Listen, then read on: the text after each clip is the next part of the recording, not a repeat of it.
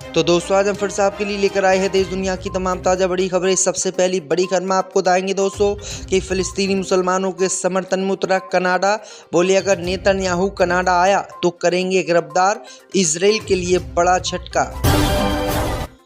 तेजस्वी यादव ने बिहार में किया ऐलान, बोले सरकार बनी तो प्रत्येक परिवार को देंगे सरकारी नौकरी। पाकिस्तान ने भारत पर लगाए युद्ध में अफगानिस्तान की मदद करने के आरोप, तालिबान ने आरोपों को बताया बेबुनियाद। महाराष्ट्र के पुणे में मुस्लिम महिलाओं ने नमाज पढ़ी तो हिंदूवादी संगठनों ने किया विरोध, गौमूत्र छिड़क कर किया शुद्धिकरण, दरगाह में हनुमान चालीसा पढ़ने का किया ऐलान। नीरज चोपड़ा बने लेफ्टिनेंट कर्नल, राजनाथ सिंह और थल सेना प्रमुख ने प्रदान की मानद उपाधि। तो दोस्तों सभी खबरों को आपको एक एक कर बताने वाले हैं। वीडियो को लाइक कर चैनल को सब्सक्राइब कर दें। इससे भी बढ़ते दोस्तों अगली खबर की ओर। तो फिलिस्तीन के समर्थन में उतरा कनाडा, इजराइल के प्रधानमंत्री नेतन्याहू को गिरफ्तार करने का किया ऐलान। दोस्तों आपको बता दें कि गाजा पट्टी में बेगुनाह फिलिस्तीनी मुसलमानों की हत्या करवाने वाले इजराइल के प्रधानमंत्री नेतन्याहू की मुसीबत बढ़ गई है। नेतन्याहू कभी भी गिरफ्तार हो सकता है। दरअसल आपको बता दें कि कनाडा के नए प्रधानमंत्री मार्क कर्नी ने इजराइल के प्रधानमंत्री नेतन्याहू को गिरफ्तार करने का ऐलान किया है। उन्होंने कहा है कि अगर इजराइल का प्रधानमंत्री बेंजामिन नेतन्याहू कनाडा आता है तो उसे गिरफ्तार कर लिया जाएगा।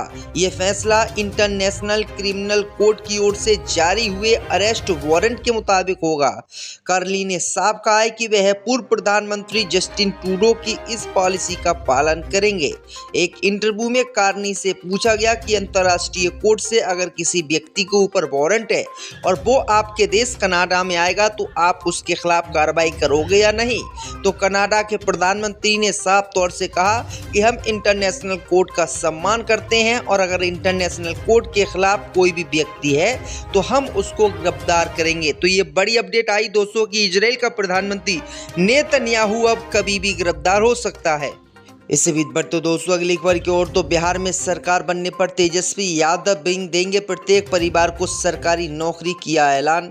दोस्तों आपको बता दें कि बिहार विधानसभा चुनाव को लेकर इंडिया महागठबंधन में शामिल आरजेडी के मुख्यमंत्री चेहरा तेजस्वी यादव ने बिहार में ऐसा ऐलान कर दिया है जिससे मोदी, अमित शाह, नीतीश कुमार के पसीने छूट गए हैं। दरअसल आपको बता दें कि प्रेस कॉन्फ्रेंस के दौरान आरजेडी के नेता तेजस्वी यादव ने कहा है कि अगर बिहार में महागठबंधन की सरकार बनती है तो अगले 20 महीनों में हर परिवार के एक सदस्य को सरकारी नौकरी दी जाएगी।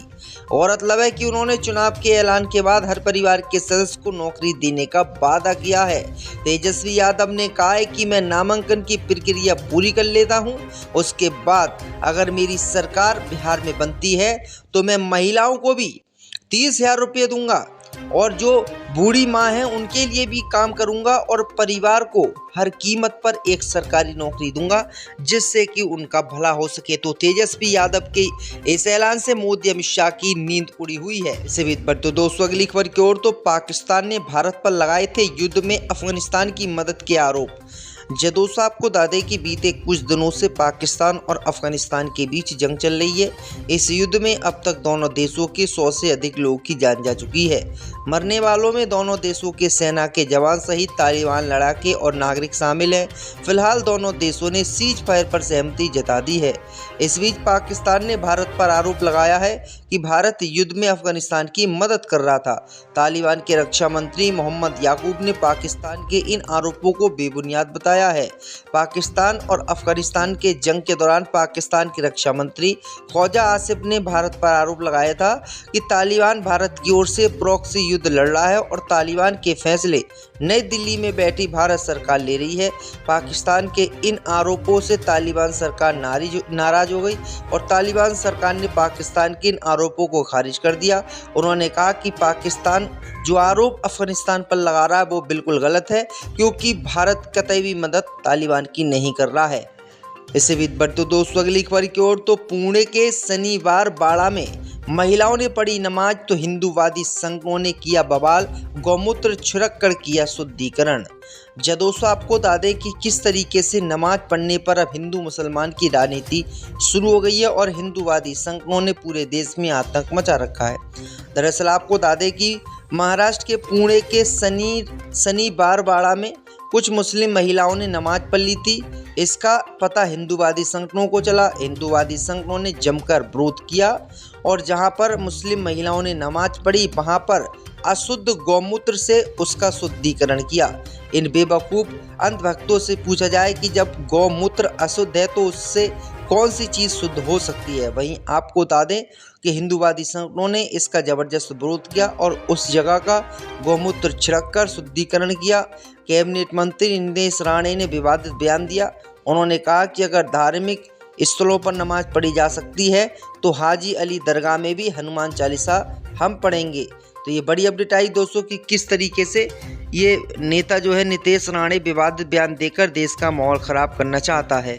इसी बीच बढ़ते दोस्तों अगली खबर की ओर, तो मुख्यमंत्री आवास पर अब नहीं होगा ईद दिवाली मिलन का समारोह, योगी आदित्यनाथ ने किया ऐलान।